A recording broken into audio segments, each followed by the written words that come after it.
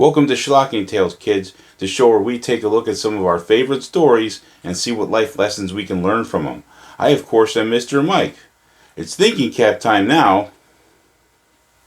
If you're ever in a really dangerous situation, it's pretty swell when someone comes along and rescues you, isn't it? But what if that person turns out to be super crazy? Well, not to worry, because today's story is all about some really nifty things you can do that might help out in that situation. Today's story is called Misery. Once upon a time, a man named Paul Sheldon was out in a place called Silver Creek, Colorado. He was an author and he was famous for writing Victorian-era romance novels about a character named Misery. Basically, he wrote stories that were boring. His new book was about something different, though.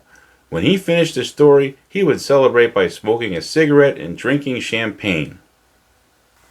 Sometimes it's nice to celebrate when you work really hard and achieve something. But what if you're a person who doesn't accomplish anything? Well, because maybe you think things are boring and stupid, Well, then it's still nice to celebrate. It's nice for everybody to celebrate sometimes.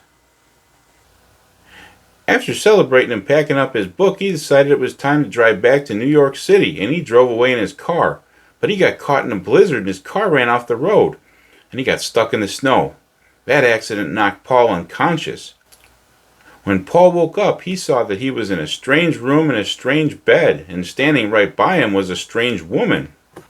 The woman told him her name was Annie, and she was his #1 fan. She told him all about how she pulled him out of his car, and also how he had broken legs and a dislocated shoulder. The local roads were closed and the phone lines were down, but lucky for Paul, Annie used to be a nurse, so she knew just how to take care of him. Paul was so grateful to Annie for saving him that he let her read his manuscript for his new book. Annie was very excited to read it because, like she said, she was his #1 fan. Let's see how Annie felt about Paul's manuscript. The swearing, Paul. I was a slum kid. Everybody talks like that. They do not. What do you think I say when I go to the feed store in town? Oh, now, Wally, give me a bag of that effing pig feed. There, look there. See what you made me do? Sometimes at school you'll see kids using swear words because they think that makes them cool. But that's not what being cool is really all about. Being cool is about being like the prettiest cheerleader or the best looking athlete, That's what's really cool. You should try that before you start swearing. Annie was sorry about getting so upset. Even though she said he made her spill soup on his bed because she was so angry, she still said she loved him. Soon she got really excited because she got a copy of Paul's latest book about misery. She stayed up late reading it, but late at night she came into Paul's room. You dirty bird. How could you? She can't be dead. Misery Chastain cannot be dead. Annie, in 1871, women often died in childbirth. But her spirit is the important thing, and Misery's spirit is still alive.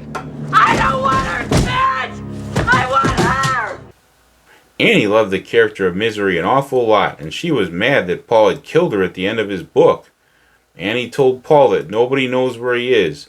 She never told his agent or the police or anyone that she rescued him. That means Paul was like her patient and her prisoner. Have you ever been upset with someone before? It doesn't feel very good, does it? Well, deranged people have just as many feelings as you do. Just remember that if you're ever like a prisoner or a victim or something. Annie decided that the only way to fix the situation was to have Paul burn the only copy of the manuscript he had just written. Paul worked really hard on that book and he didn't want to burn it. He had already celebrated writing it and everything. Not to worry, Annie had another thing she wanted Paul to do because he had just killed Misery. She got him a typewriter and told him to write another book called Misery's Return. In his new book, he would bring Misery back to life, and this would be a special book since it would really just be for Annie. Sometimes it's really great to tell a story for just one person.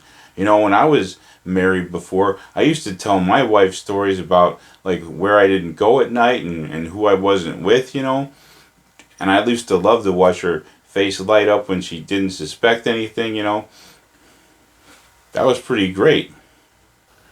Paul didn't like the idea of being a prisoner, so when he knew Annie had left the house, he decided to get in his wheelchair and pick the lock to his room and do a little snooping around. He did this several times. On one trip, he found where Annie was keeping his painkillers. Later, he found where Annie had a bunch of newspaper clippings she was saving. Sometimes people like to save clippings of things that are important to them, or maybe clippings of things that are about them. It's kind of neat when you get to be in the newspaper, isn't it? Let's see what Annie was saving.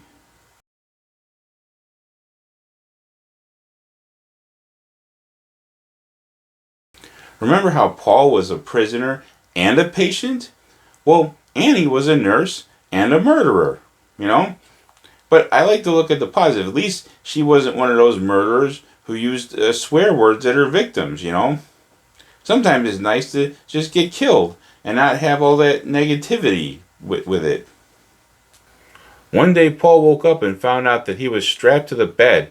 Annie discovered Paul had been leaving his room, and she didn't like Paul roaming around her house. She had an idea that would help him stay in his room better.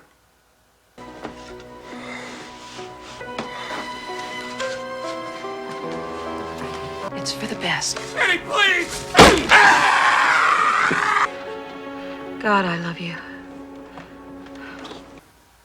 There are all kinds of different ways to say I love you, aren't there? What are some ways that you tell people you love them? Meanwhile, a local sheriff named Buster was looking for Paul. You see, someone had noticed Paul was missing and knew where Paul had been staying while writing his book. Sheriff Buster decided that he had better search the area to see where Paul was. Annie and Paul both saw the sheriff pulling up. Annie didn't want the sheriff to find Paul, so she gave him some special medicine so he couldn't move or talk for a little bit. When Sheriff Buster came to the door, Annie said she didn't know where Paul was. She was pretty good at acting normal. Here are some ways that I like to act normal when the police come to my house. I answer the door with a smile. I pretend like I was just in the middle of something. When they ask me if I'm burning garbage in my yard again, I act confused. It looks hard, doesn't it? But with a little practice, you'll be looking normal in no time. The sheriff was about to leave, but then he heard a loud crash. He came in to check it out. Why, it was Paul Sheldon crashing things. Sheriff Buster sure was in for a surprise when he checked the basement. Like 2 surprises, actually.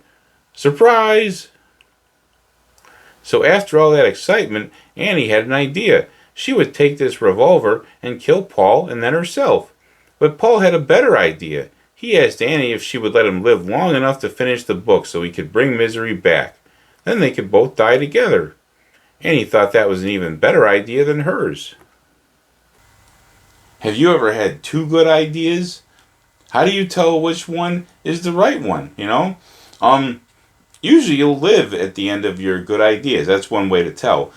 So this is kind of a special situation, I think. Annie even laid out champagne and a cigarette just like Paul always celebrated when he finished the book.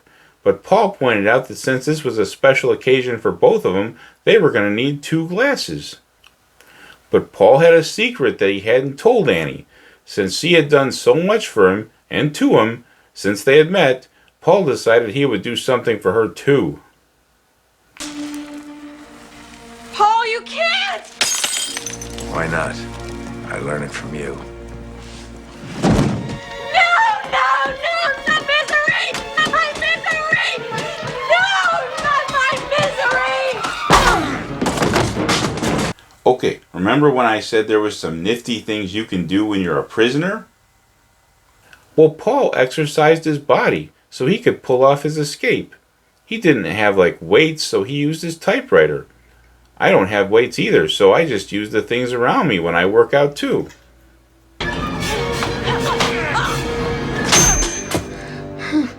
Annie's head was hit so hard that it gave Paul a chance to escape, but Annie still had a little energy left to attack him, and Paul wondered if this pretty metal doorstop might also stop Annie. It sure did, and it killed her too. Then Paul was able to go back to New York, write a new book, and discuss it with his publicist, and walk with this new cane. And provided none of the other fans loved him as much as Annie, he lived pretty much happily ever after. Wow, Paul would never forget about Annie, would he? Like, Annie was a really special murderer, and Paul was a really special victim, you know? Let's look at what we learned today.